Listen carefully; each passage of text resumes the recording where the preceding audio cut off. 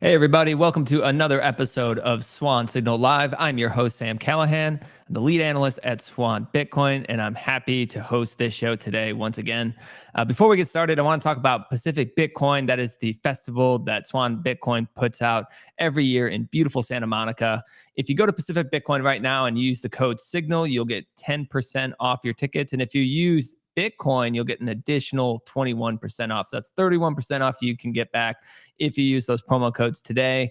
Also, it's fully refundable by February 1st. So if you're thinking about going, you're on the fence, but your plans might change, you can kind of lock in those cheaper prices today by using those promo codes, and you can still get a full refund by February. So check it out at pacificbitcoin.com. It is a fantastic festival. I've been there twice now. It's awesome. So go check it out. On this episode, we have a very special guest with us. We're going to be talking about global Bitcoin adoption. And I think it's one of the most important aspects of Bitcoin's value proposition, which is it's used to enable personal and financial freedom around the world. It's a message that resonates with me. It's why I spend my time educating people about Bitcoin. And one of those people that spreads that message, maybe more than anyone, is the Chief Strategy Officer of the Human Rights Foundation, Mr. Alex Gladstein. So welcome to the show, Alex. So happy to have you back on. Yeah, happy to be here. Thank you. Yeah, so got a lot to talk about. There's been a lot of kind of events happening around the globe.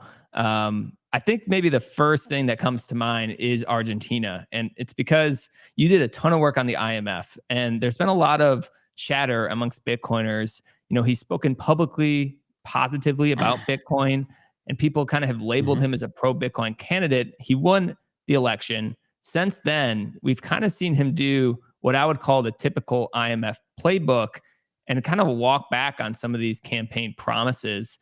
And I was wondering if I could just get your opinion about the developments that are happening there, what you feel like is going on in terms of Milei's policies and maybe some of the ties with the IMF.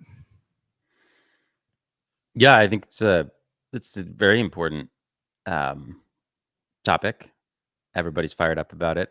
I think there's, quite a few Bitcoiners who think Milei is cool based on his politics. I think it's important to point out that people from all different political backgrounds like Bitcoin. So there's going to be a lot of division here. Milei definitely, in several instances, seemed to display a pretty solid grasp of what Bitcoin is and how it might play into his own personal beliefs. He also, supported a bunch of shitcoins. So, I'm not really sure where we are here with him on this topic. He is most kind of prominently speaking to his people and speaking to the world about imposing austerity on Argentina. That's the main thing he's doing right now. So forget Bitcoin, forget even dollarization for the moment, which is it's got a lot of technical hurdles for him to actually do. What he's doing is being an austerity president. So I think that's kind of important to focus on. He's not going to be a freedom president or a certainly not a Bitcoin president unless we see more Bitcoin policy. He's an austerity president, and he's coming in and saying, look, I'm working with the IMF, and he's been sharing a lot of IMF stuff, and the IMF's been praising him, and he's been praising them, and they're working together here to impose a structural adjustment program, essentially, in Argentina. Which yeah, as you've noted, I've written quite a bit about, and the sort of typical conditions that you see going back 50, 60 years on countries that borrow from the IMF are being, imposed here or being threatened to be imposed here. And those things include like a devaluation of the local currency against the dollar, cutting subsidies on basic goods, raising taxes. So there's like a whole plan his government revealed. And I think it's important to note that Argentina is very different from, let's say, Malawi. I was just in Malawi. We can get to that later. They just had a 44% overnight currency devaluation in line with borrowing money from the World Bank and IMF. That's a little different, though, from what's going on in Argentina, because people in Malawi have no kind of easily accessible sort of dollar market. There isn't the same kind of dual nature of currency as there is in Argentina. So it's definitely different. Like most people who are worldly and out and about and doing business in Argentina, have no problem accessing, what we would call the real market rate, right?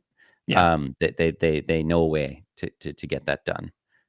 Now they may pay a fee for that. There's process involved, hassle, whatever, but they can get that done. In Malawi, it's not so easy. I mean, people are really stuck. They don't have that sort of black market, broker accessibility in the country. Most people don't have a bank. Almost everybody doesn't have a bank account. Most people don't have electricity.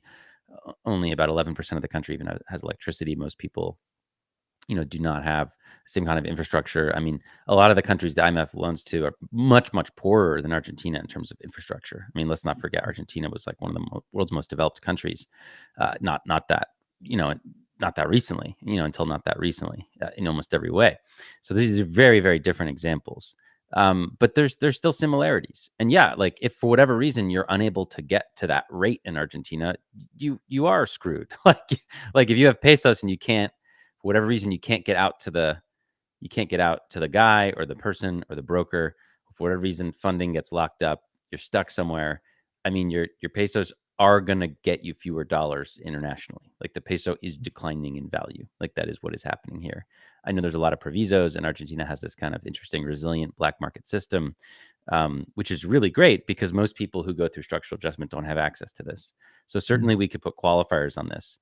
But look, this is what the IMF wants to see is they want to see a country that's going through structural adjustment and borrowing money. They want to see basically the state reduce expenses as much as possible, right? Which is interesting because that's kind of in line with what Milei has been promising, but should raise some questions. I mean, basically they want to strip down the state as thin as possible, which means basically paying wage earners as little as possible in context to the world economy around them. That's the whole point of an IMF structural adjustment, is to cut any sort of extras, any sort of economic decorations on the state, trim everything down to as minimum as possible so that the outside world can get goods and services from that country for as cheaply as possible. So that's what you're seeing here. And as Milei is saying, it's a tough pill to swallow, but they're going to swallow it, right? Well, I mean, that's what everybody says when they take an IMF bailout. Like it sucks for the people. Like it sucks, but you hope that there's some light at the end of the tunnel, is what they say. It just proves that it doesn't matter what flavor of politics you are. It's pretty hard to resist the IMF when you're a political leader.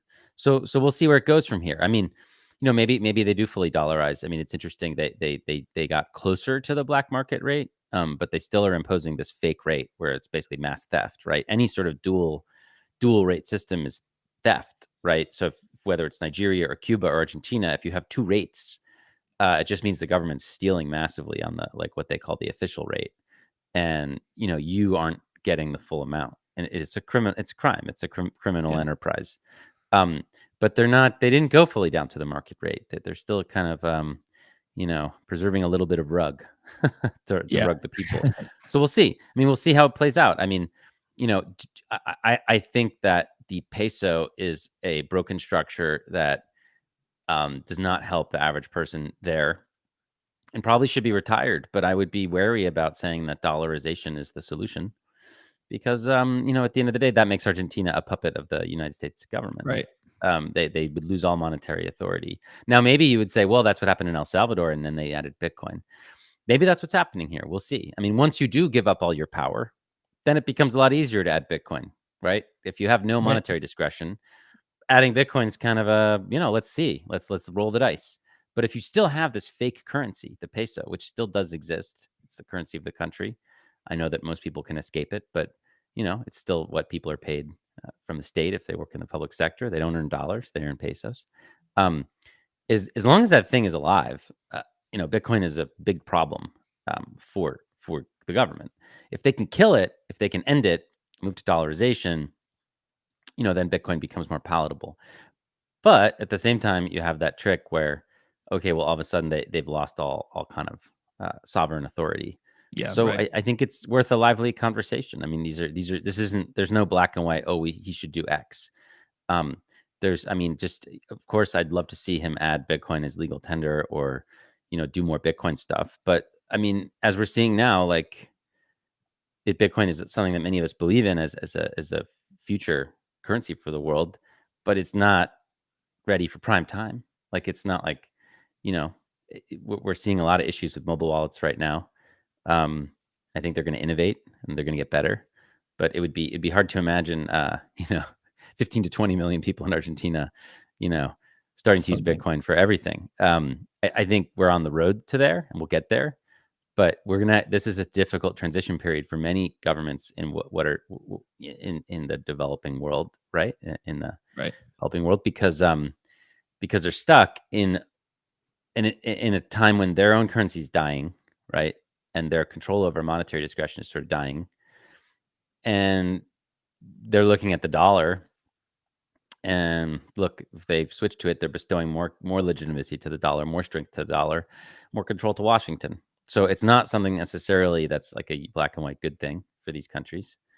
Maybe it's a stop on the way to Bitcoinization. I don't know, but I think it's a good conversation to have, and I'm glad that people of Argentina have access more or less to dollars really widely. I'm glad that they have pretty strong access to stablecoins and Bitcoin.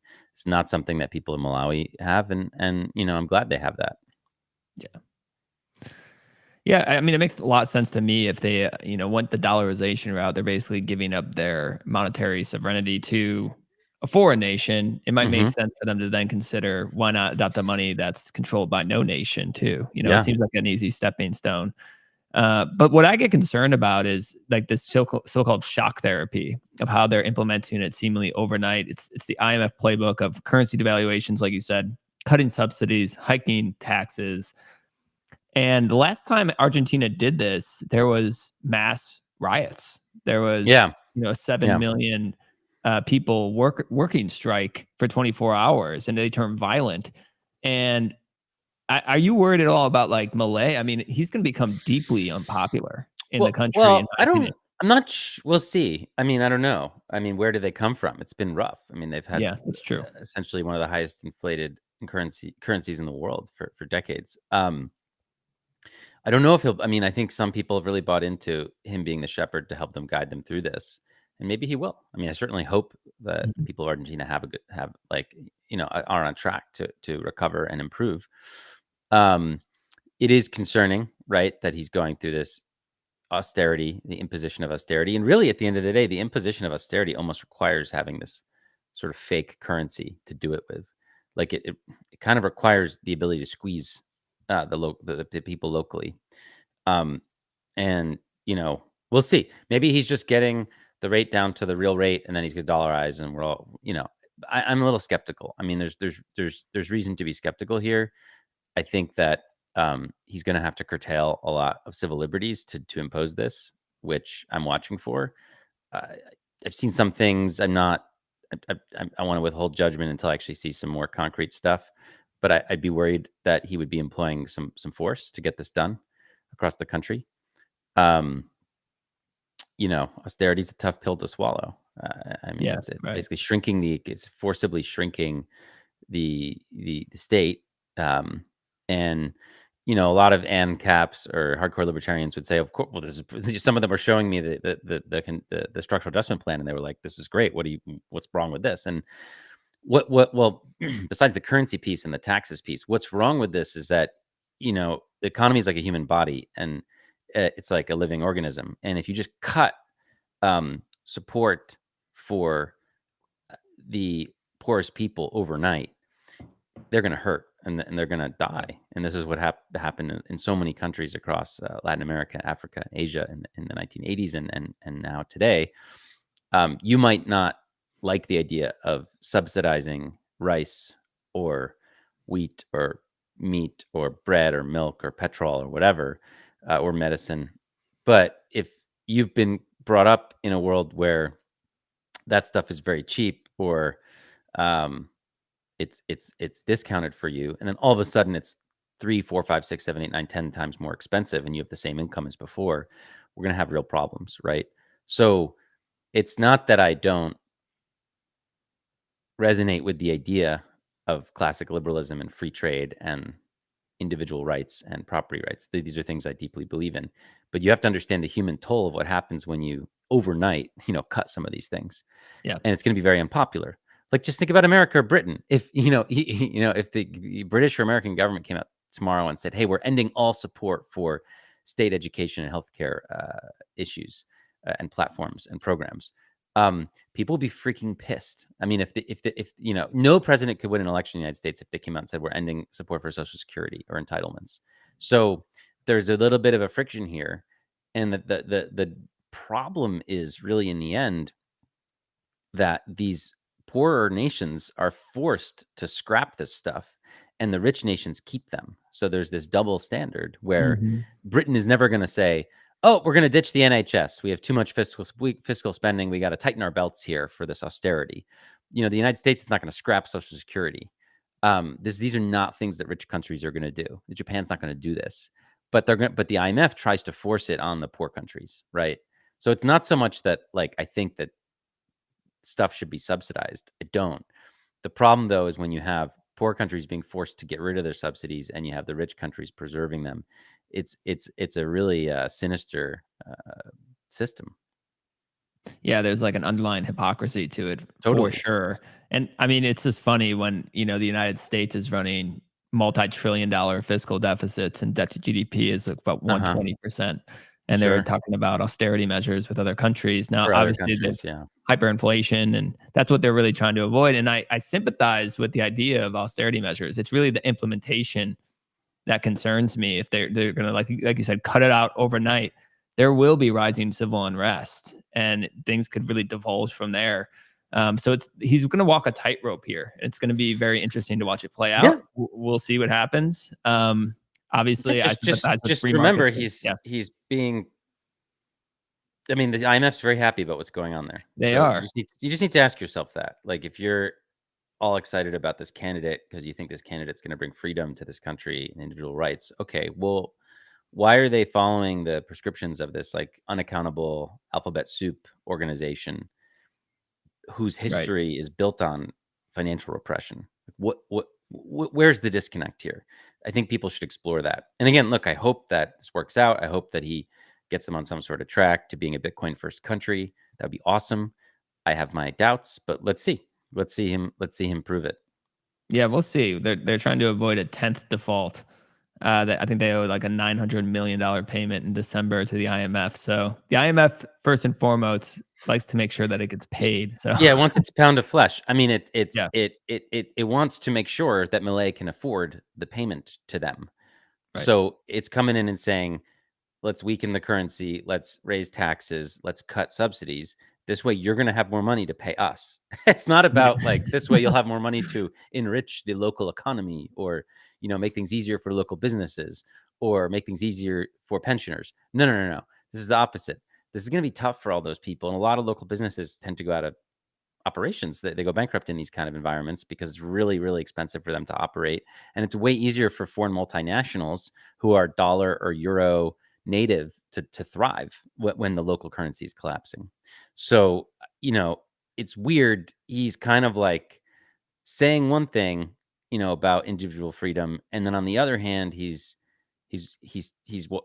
walking the IMF kind of multinational corporation playbook. So it's a fascinating thing to watch, and obviously we're rooting for our friends down there, but Yeah, I absolutely. would be a little careful about any unalloyed utopian interpretations of what's happening there.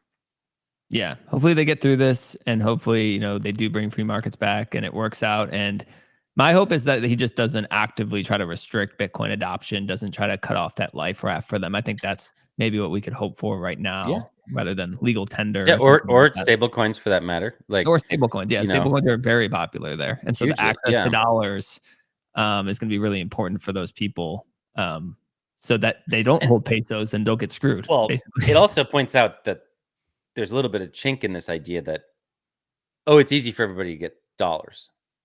Well, I know it's easier than in Malawi, of course, but um, it's not. Then there'd be no need for stable coins.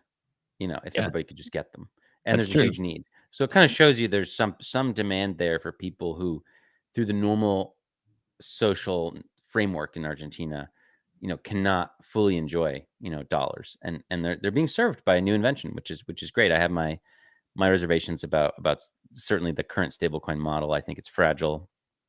People shouldn't hold that much value in them, but it's hard to deny their utility, especially in a place like that. But look, I mean, it's weird to say, but when you compare Argentina to other nations that are going through similar things, they are better off in some ways because they have this dollar kind of stable coin Bitcoin infrastructure where it's relatively easy for people to escape the peso. Yeah. Again, that is not the case for a lot of other countries. Yeah. I think Argentina has been being dollarized for 30 years now. So they're pretty Yeah. used to that. There's infrastructure in place. Let's talk a little bit about Malawi. I mean, you went over to Africa recently. I just saw some tweets and checking out some Bitcoin mining, but I'd love to just get your thoughts on your trip to, I think, Kenya Mhm. and Malawi, right?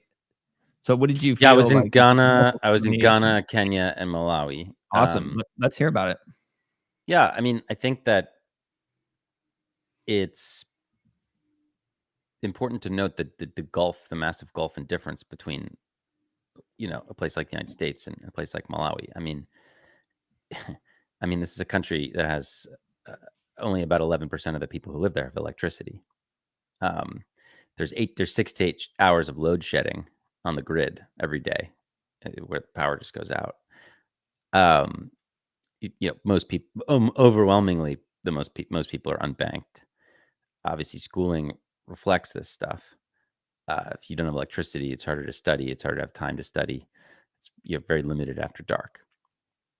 So it's interesting to see that. And Kenya is obviously a much more advanced country. I mean, people, when we were in Kenya, they're like, why are you going to Malawi?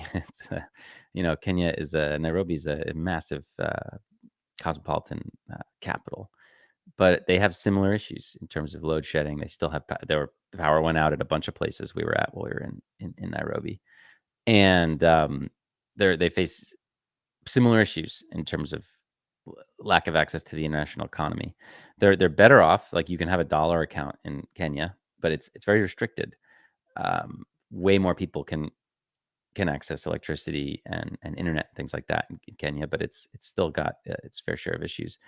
Ghana is almost going in the other direction. Ghana was had issued the worst performing fiat currency in the world last year, and you have similar issues of power access, lack of banking infrastructure. So what I really observed is, like, what I hope is that I think Bitcoin is really going to fill a dual purpose gap here in many ways. And I'm going to be exploring this in a future essay, but I think it's fascinating how, Bitcoin really fills a power generation gap, and it prevents the waste of electricity on the one hand, which is going to be huge for Africa. And on the other hand, it provides financial inclusion, and it's sort of an upgrade on monetary technology. So these two things are very connected. They're very, very connected. And what was very profound was, visiting some of these Bitcoin mines, where you're looking at this and saying, wait a second, most power generation in Africa is horribly inefficient and wastes a ton of energy. We visited, for example, a water pump in Kenya that was powered by geothermal, and the water was then pumped by the geothermal power up to a field where the water would irrigate, a flower growing operation, and folks would sell flowers to supermarkets in Europe. And there's thousands of jobs. It's a huge thing. But what's really obvious when you visit the water pump site is that the demand on power is very variable. It's not constant, and there's a lot of times when the water pump is not, on or fully on, or it's just kind of moving around in terms of how much of the geothermal it's using. And geothermal is a beautiful baseload power. I mean, it's going to do the same thing for the next 40 years. It's going to deliver the same amount, and it's a gorgeous power source for something like Bitcoin mining, because it's not even seasonal. I mean, hydro is fantastic, but in the summer, obviously, there's a couple months, dry months. Some of the river will dry up, and miners will have to turn off. But geothermal is just fantastic in this aspect, and there's so much of it in Africa. In this one area, we're looking at this water pump site, and Gridless had moved in and put in a 500 kilowatt Bitcoin mine there, and they're doing very well there. And it just shows you that, like, the future industrial power source, whether whether anywhere in the world, but especially in Africa, where they don't really have this built out grid infrastructure, they don't really have built out energy market infrastructure, is that you're going to have a power source, and it will just sort of come with a Bitcoin mine. That will be part of the infrastructure. Because if you're not doing that, you're wasting a lot of energy, which is really kind of funny, because of course people in the West are like, Bitcoin wastes energy. And you're like, and you see this and you realize, if you're not Bitcoin mining, you're wasting energy in almost all cases, but especially here, where, you'll have, I mean, I was told about this story of a Turkana wind farm in Kenya, which was built a little before Bitcoin got big enough to really take advantage of something like this or help something like this. But this huge wind farm was financed by outside investors, and they need to see a guarantee that someone's going to buy the power, or else they're not going to fund it. So the government guarantees that they're going to pay X amount, right, up front. This is how a lot of this is done across Africa. So they build out this wind farm, and the government just starts paying, the conglomerate that built it. But there's no electricity. Like, they're just paying because of the agreement. There's no immediate connectivity between the wind farm and the customers. So the government's just wasting money paying the outside investors who built the thing. And after many years, yes, finally they connect up to the grid, and now the farm is, intermittently working.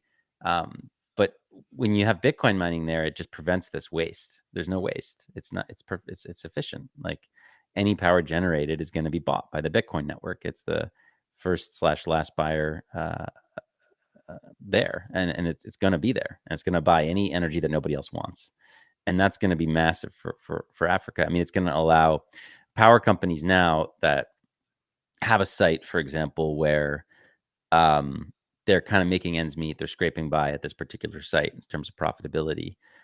Let's say it's a hydro site, like one of the ones I visited in Malawi, and they don't have the capital to expand, to build anything new. They don't have the capital to do the cabling and wiring to connect new homes. They're just kind of scraping by. Well, when you add Bitcoin mining, all of a sudden the power company gets a new source of revenue. And none of this is altruistic. This is not aid. This is business. This is capitalism, because the Bitcoin mining company is making money too, and they're very profitable. So here we have a situation where the local power company is now going to have more capital. They can afford to expand the operation. They can afford to connect new homes. And eventually, more or less, they can afford to put the Bitcoin miners out of business, because the people in the village are going to pay, let's say the Bitcoin network pays X to the power company. The people in the village are going to pay X plus 1 for a long time, because basically power in rural Africa is extremely expensive. Like, the average cost could be 90 cents a kilowatt hour in some of these places. It's insane. So you want to get that down below 20 cents to really be anywhere close to affordable for anybody. And Bitcoin mining can do that, right? It can bring that down to that level. And the Bitcoin network's going to pay right now anywhere from 7 to 9 cents. So that's like your floor, right? Yeah. And that's just what it's been like for a while. Now, maybe that changes in the future, but over the last 5 years, this is sort of what the network will pay you in fiat terms, which is interesting. But Gridless, the company, did a big study on this, and this is between 7 and 9 cents is really what it's going to pay you. If it's starting to pay you less than that, the network will adjust, and if it starts to pay you more than that, the network will adjust in terms of more mining competition. So this is sort of the balance, and that's the floor. And for these small energy sites, this is huge, because again, someone will buy all that extra energy and they'll get paid for it. And what's cool is they'll get paid in sats, which is really interesting. So, a lot of them might just sell that for the local currency. But it's in a country where the currency is being devalued so violently. It's cool that you're earning, a sovereign currency as opposed to sort of collapsing fiat. So again, there's a lot of connections between the power generation piece and the financial inclusion piece that I saw that were pretty mind blowing. Like, look, yes, it was really cool that Africa was going to be able to harness a lot of this renewable energy. And so I've known that for a long time, but this totally blew my mind in terms of the economics of it, just how much the Bitcoin miners make, and the scale Like the fact that almost every industrial process in Africa has some sort of waste energy is totally wild, and it's just going to change the world. It's amazing. I mean, the guys at Gridless were saying maybe you have 20, 30 years from now, you could have the entire country of Malawi electrified. If Wow. with Bitcoin being a help, you have 11% or whatever today. So you think about the impact this has on communities. I mean, we visited one particular town where they just got some electricity in 2016. So before that, they were, as they said, in the darkness, right? So education and schooling is huge. Like, this really helps the kids learn a lot more. I mean, it helps families. I mean, the men of the families would leave to go to the village or the city to go watch football or something, and they'd leave their family behind in the dark, and they don't do that anymore. I mean, just even powering a cell phone was tricky. Now they have LED lights. They have power at night, like medicine, food, sanitation. I mean, there's so many little small ways power changes your life that, they were able to. This guy stood up, the senior chief of this village, and he just listed like all the ways that this had changed their lives. It was very profound because you forget about how critical power is for us. We just take it for granted. Yeah. So that was pretty freaking incredible to hear from him. And with Bitcoin, you have a non-altruistic way, like a capitalistic way, where this isn't going to require aid or dependency. This could help power the whole country, this technology, which is amazing. I also learned a lot about why not AI? Why not AI chips? Why can't AI chips power the country? And the answer is pretty simple. AI chips, most of the cost is in the chip. The cost of power means not that much to someone running an AI compute. The cost of power is a small percentage of the cost of the operation. With Bitcoin, the cost of power is a huge percentage of the operation. So there's no real incentive for like someone running AI equipment to buy a bunch of $30,000 chips and go to Malawi, to the middle of nowhere. Makes no sense. Further, you need really good bandwidth for AI compute. And Bitcoin, you can operate in much more difficult scenarios compared to internet access and stuff like that. And again, with AI compute, you're doing a deal with somebody. There's some sort of contract. You're probably getting paid in fiat. Like, there's all these obstacles and issues. The Bitcoin network is just paying you, with a Starlink on the spot in Bitcoin. So there's a lot of really good reasons why it's not AI compute in these regions. It may make sense in other regions, of course. I mean, there will be a price for AI compute. Obviously, it needs to get done, but it's not going to be AI compute that brings like Malawi online. It's going to be Bitcoin. That's interesting. Yeah, it just seems like the opportunity is just endless there. I mean, you brought up that wind farm. The fact that they can't hook up to the grid for years, Bitcoin miners can just come in there and provide Yeah. a source of revenue for that project, which they could then reallocate those funds elsewhere in the community. I was wondering, you said they get paid out in sats. From what Mm-hmm. you saw there, what's like the infrastructure for just transacting in Bitcoin? How popular was it? Yeah. What were they using?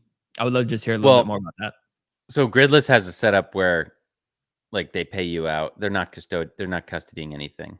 Like, you Mhm. just get paid out directly, um, as a miner, right?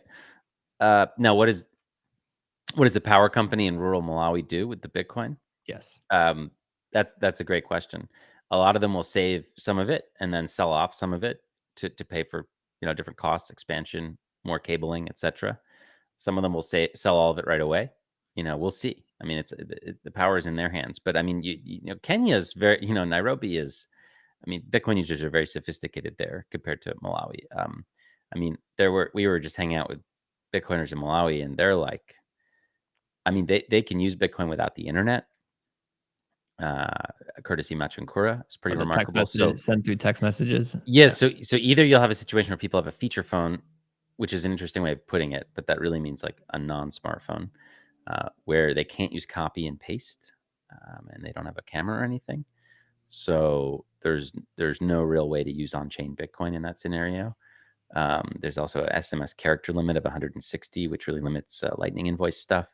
So, and you're not going to, what are you going to do? Sit there and write the whole thing out? So Yeah. human readability was really big. So Machinkura's done an amazing job of allowing people with no internet to access their Bitcoin account, essentially.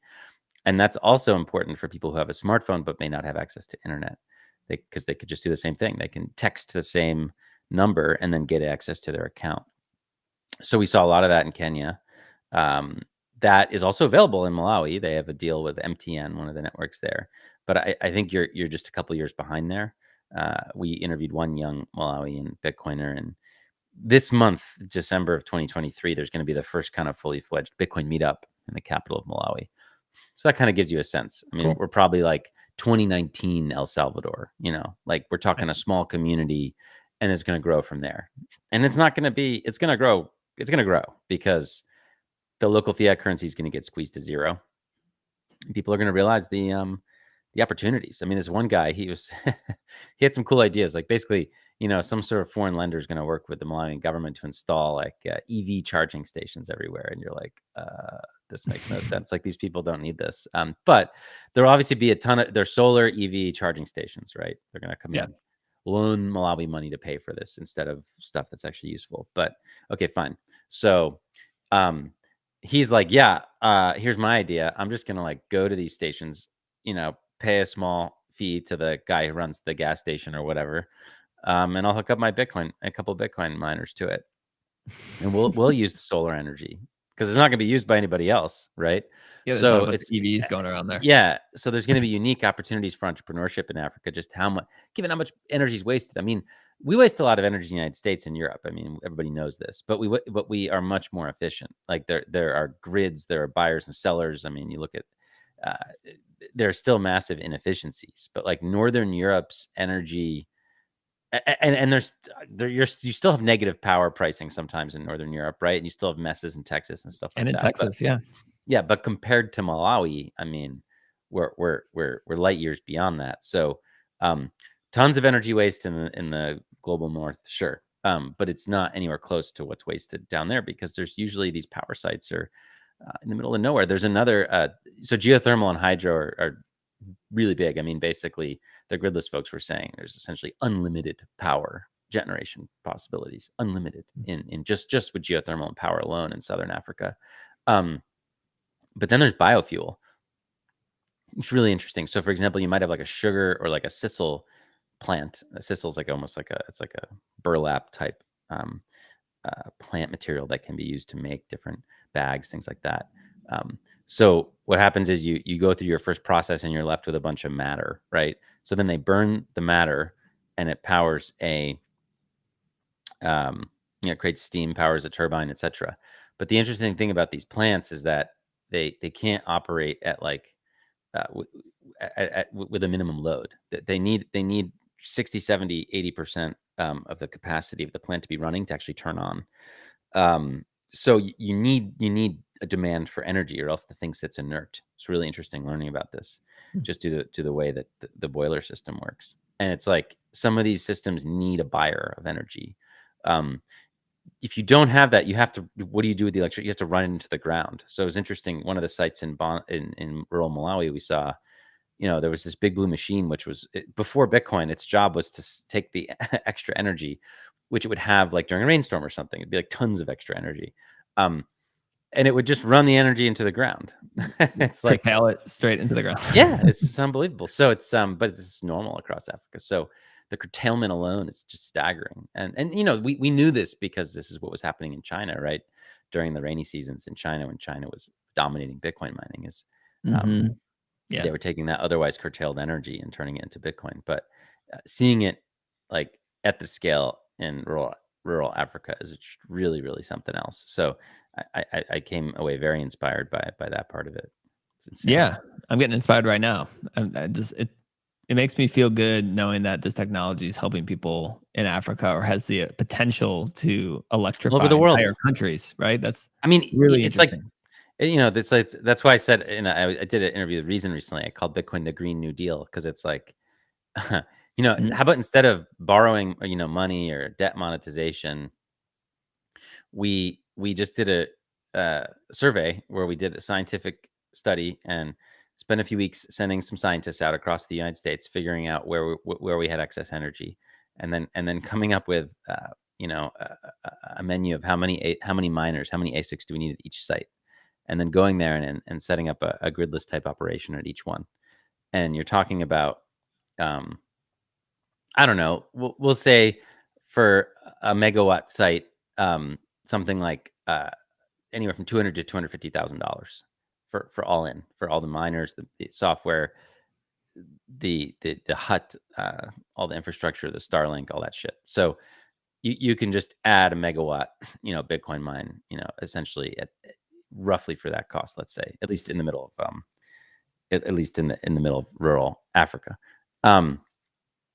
Maybe it's different in the United States, but the idea would be like send out a team across the country, scan everything, and then finance that, and then just wait a year or two as it pays back all the loans and then starts generating capital for you. That's pretty Makes sweet. sense to me. That would be the Green New Deal. Yeah. Then you actually have infrastructure. Yeah, so it's good after the fact. Yeah, we wouldn't need a Starlink. You just Yeah. there's internet access in America. So Yeah, it's exciting. That's exciting.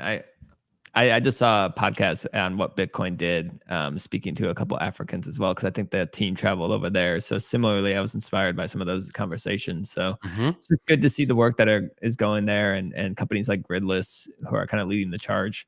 So go check out the Gridless team and what they're doing if you want to learn more. yeah. I want to pivot the conversation a little bit because I saw an interesting tweet you had, which is around Hong Kong and like basically censorship around the Patreon accounts, which it's just, I would love to just get your take about what's going on there, because there's also this dichotomy between the regulatory approach between the Hong Kong government and the United States when it comes to the broader crypto industry. We're actually seeing a lot of hostility in the United States from the Elizabeth Warrens of the world with this industry, but Hong Kong's kind of taking a different approach, kind of being very open. And I'm wondering what your take is around that. And then as well as you see this censorship around Patreon accounts, how do you kind of grapple with those two things, that they're being open with crypto legislation and regulation, but at the same time, they're censoring like Patreon? Like, it's hard for me to kind of understand that. Well, I mean, they're okay with crypto because they can control crypto to some extent. This is the same thing you see in the Middle East, in Dubai. At the end of the day, they're not going to be okay with self-custody Bitcoin usage. And if you think they are, you're fooling yourself. So today you've got a bunch of Bitcoiners hanging out in Dubai in this highly authoritarian government that has crazy amounts of surveillance and control. Same thing in Singapore, same thing in Hong Kong. And for now, yeah, you can get by and it's okay. But what's going to happen is they're going to start to crack down on privacy technology. They're going to start to crack down on self-custody in a way that is much more rapid than the United States. They don't have a court system in the Emirates or Hong Kong that can stand up for people and push back like we do in the United States. Like, you're going to have checks and balances in the United States that prevent like an overnight sort of crackdown on privacy tech or coin joins or non-KYC Bitcoin use. Like, we're going to have people standing up for us at the state level, at the federal level, at the Supreme Court potentially. I'm not saying we don't have anything to worry about. We have lots to worry about, but we at least have a mechanism here to push back. These people in authoritarian societies don't at all. So it's just about the whim of the ruler. I mean, one day, oh yeah, come do your Satoshi roundtable in Dubai, and the next day it's like, oh well, self-custodying Bitcoin above this amount is illegal, and you're going to go to prison and get tortured or whatever. That's the fire you're playing with thinking that this is going to be some sort of some sort of like paradise for Bitcoiners. In Hong Kong, yeah, they want to be pro crypto, whatever that means, but they're not going to want any sort of support for civil society or opposition. So in the case of Hong Kong, they're using these centralized payment apps to scan and freeze and arrest people who are supporting the opposition. Bitcoin's very important in Hong Kong. I mean, you don't see a lot of stories about it because the people who are using it are not going to go tell the New York Times. Like, it's an underground thing, but it's absolutely something people use to send in and out, value in and out. They use the Bitcoin ATMs, which in many places and cases, don't require KYC up to a certain amount. They use cash trades. There's still ways to support activism in Hong Kong outside of like Patreon or whatever. It just requires being crafty and knowing more about Bitcoin and or stable coins or something like that. But at the end of the day, like, even stable coins, again, they can be controlled. I mean, you just saw Tether, this past week or two, freeze a bunch of addresses. Yeah. Freeze a bunch of addresses. And now they're working with the FBI or something like that. I didn't see the details, but I think they're going to position themselves as like not dangerous, right? Not a problem, which means they're going to do whatever governments tell them to do. It'll still be useful technology in as much as it's permissionless. As long as it's permissionless, it's still useful. It's not censorship resistant, so be careful. But it's still useful for people in Lebanon or Argentina that they can get $1 without an ID. Like, now it could get frozen tomorrow. Not very likely if you've got $50 of it. Like, it's probably fine. But we're playing with assumptions at this point. Yeah. That's not why people use Tether. They don't use it for censorship resistance. They use it because you can use it without an ID, and that's quite powerful. So Yeah. I think these things will still be useful to lots of people, even as they get frozen in certain aspects. But for human rights activists and stuff like that, they got to be really careful, and that's why we need to do what we can to make sure these resources are available if they want to learn how to raise money in Bitcoin and trade that for cash and trade that in a way which doesn't dox them. Then hopefully we can get that info to them, so they can continue their important work. Yeah. Yeah. Bitcoin censorship resistance, I think, will increasingly become more important for the entire world. But right now, it's especially important in anybody who's living in an authoritarian regime, um, like a Hong Kong. And for instance, the Hong Kong Monetary Authority has really been at the forefront of CBDC research. And I want to talk about what you guys built over at the Human Rights Foundation, this new CBDC tracker. So tell me a little bit about how this project came to be, what you guys built, and where people can find it.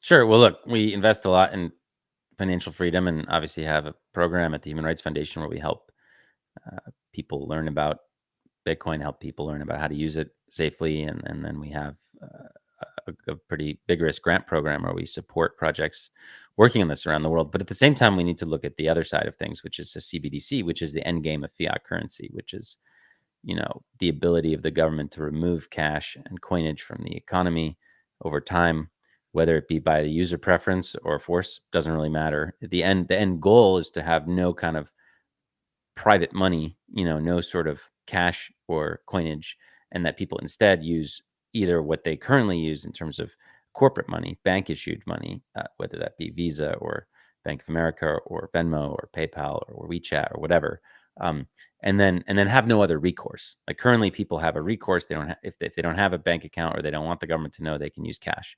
The idea is to take the cash coinage away, replace it with something that's trackable, monitorable, freezable, modifiable, can be immediately increased or decreased depending on what the government wants.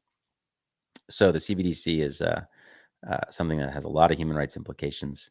Yeah. You won't be able to use the CBDC to support human rights activism if you live in an authoritarian country, that's for sure.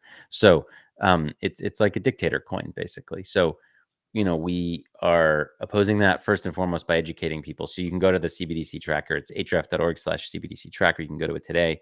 You can just look at the status of CBDC projects in different countries. It might shock you. I mean, there's about 120 countries that have some sort of CBDC official program.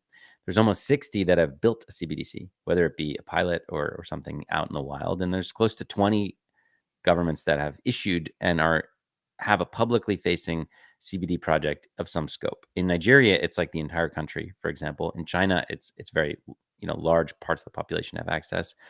In Russia, maybe it's only the clients of a handful of banks. But the point is, there's creeping close to 20 countries that have some sort of actual public facing usable CBDC.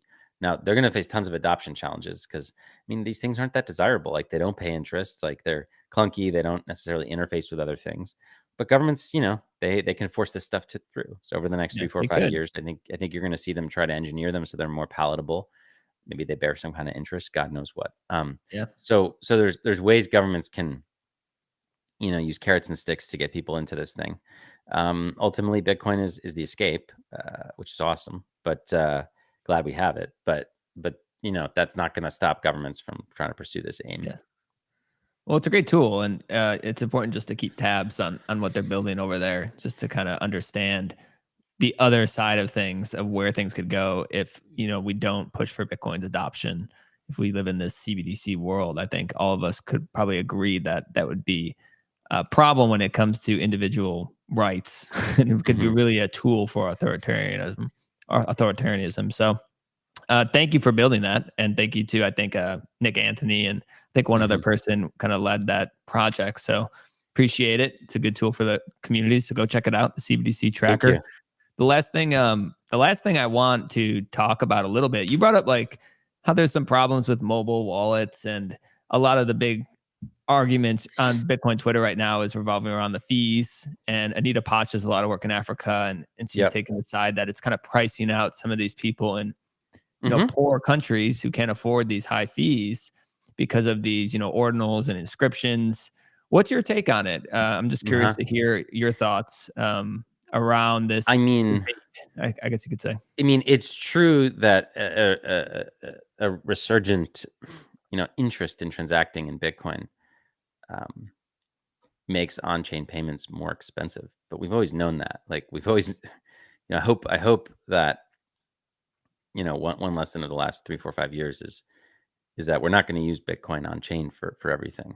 Um, so I'm not like upset that uh, people without a lot of capital can no longer transact on chain. Like you should know that that's coming. So that's here. So we need to create other solutions for them.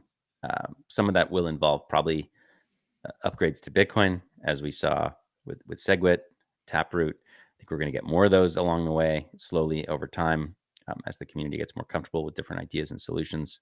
Those changes to Bitcoin will enable more and more people to use some of the trustless properties of Bitcoin that make it so great.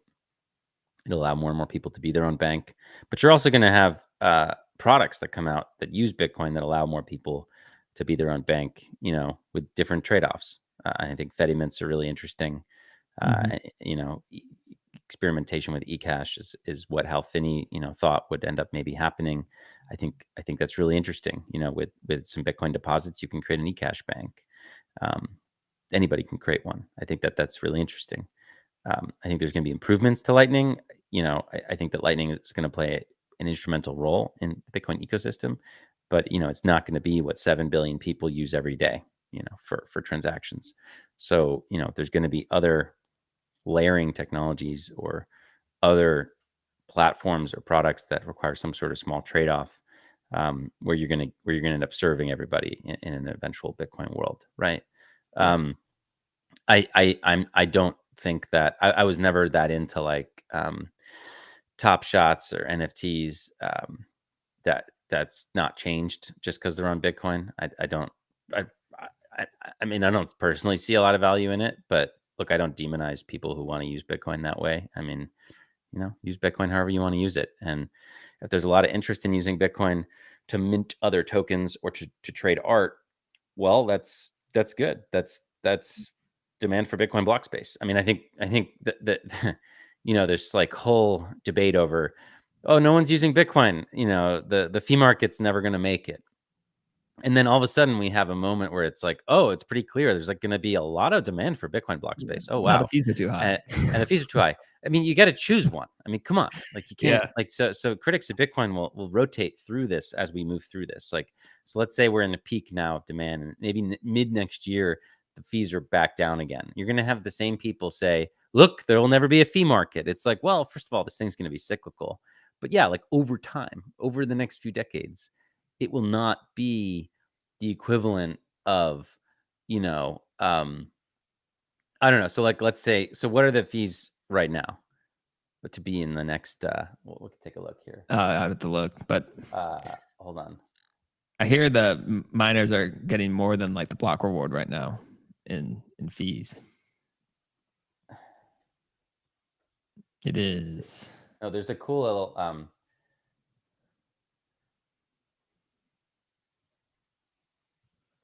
what the hell? about 128 sats.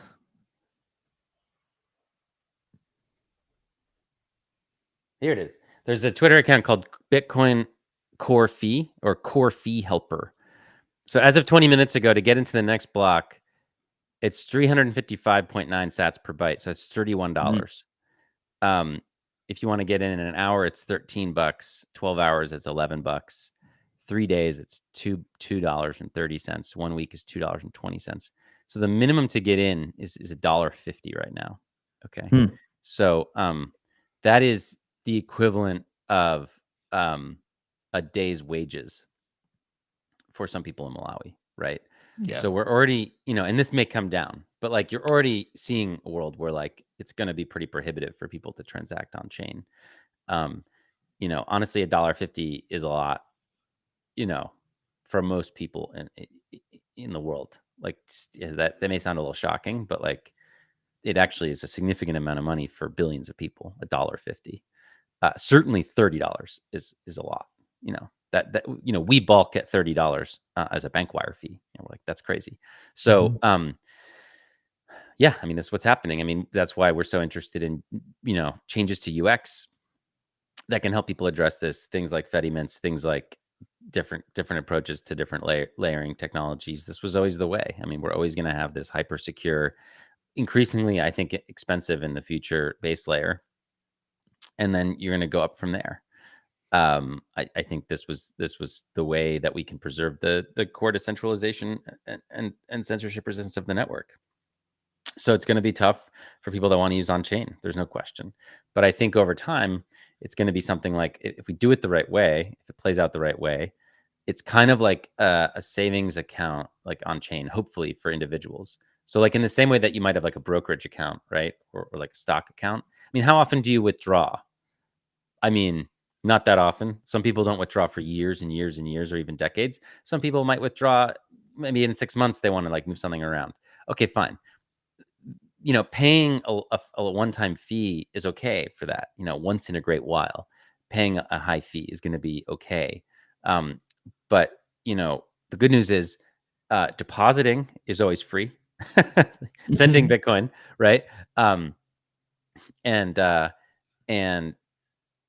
like that part's interesting. Like not sending is free, but the recipient, meaning the receiver, doesn't have to necessarily pay anything to receive an on-chain transaction, which is really interesting. Yeah. And then we're going to find ways for them to spend it. Like there's going to be collaborative transactions potentially where you can team up with 100 or 500 other people and split the fee or reduce the fee. There's going to be ways for you to trade potentially your private key even to somebody else in a way that's pretty trustless. That's Commerce Block's been working on that. Who knows? I mean, people are going to come up with crazy innovations. I mean, what really left me with a lot of hope is from the Africa trip is, I mean, people in Wall Street or Silicon Valley, they were not going to come up with a way for people to use Bitcoin without the internet. That was not like a problem they were going to solve. So we're going to have so many new people coming into the ecosystem, and it'll probably be African entrepreneurs or Latin American entrepreneurs, for example, or some South Asian entrepreneur that comes up with a really cool way to reduce your fee and remain on chain. It's probably not going to be somebody in Wall Street or Silicon Valley, right? So that's why it's so important for Bitcoin that it be a global phenomenon. Like Bitcoin will be better the more global it is. I think that's really the big lesson that I took from the trip. Yeah. So Well said. yeah, stay tuned, and thanks for having me on. Yeah. Thanks for joining, Alex. Where can people find your work, just real quick before you go? At my social media, I'm Gladstein on Twitter. I'm on Noster. You can check out the work of the Human Rights Foundation at href.org. So we'll see you around. Thanks again, Awesome. Sam. Thanks, Alex. I appreciate you coming on. Thanks for all your work. Well, that was great. I'm always left inspired after talking to Alex. He always brings the global perspective to Bitcoin. And we have to remember that Bitcoin is a global asset. It's here to help people all over the world from different socioeconomic backgrounds. And right now, I mean, like you said, there's some challenges in terms of on chain. And I think that innovations are going to be built, like what Alex said. I think high fee environments lead to innovations, which leads to lower fee environments, which leads to maybe creative uses of block space, which usually drives up fees, and the cycle repeats. And so we're in currently a high fee environment, and I think there are going to be innovations that come about to help solve some of these solutions for people all over the world. So check out Alex's work. Check out the CBDC tracker. Thanks again for him coming on the show. I hope you guys enjoyed it. It's something that's near and dear to my heart in terms of the benefits that Bitcoin can bring to empowering people all over the world in terms of human rights and freedoms. That's what kind of makes me passionate about Bitcoin and why I educate people about it every day. So I hope you enjoyed this episode. Like, retweet, comment, let me know what you think. We got another great episode lined up next week. So thank you so much for listening to the show. And I always appreciate your support. So Sam Callahan is out. So thank you. Bye.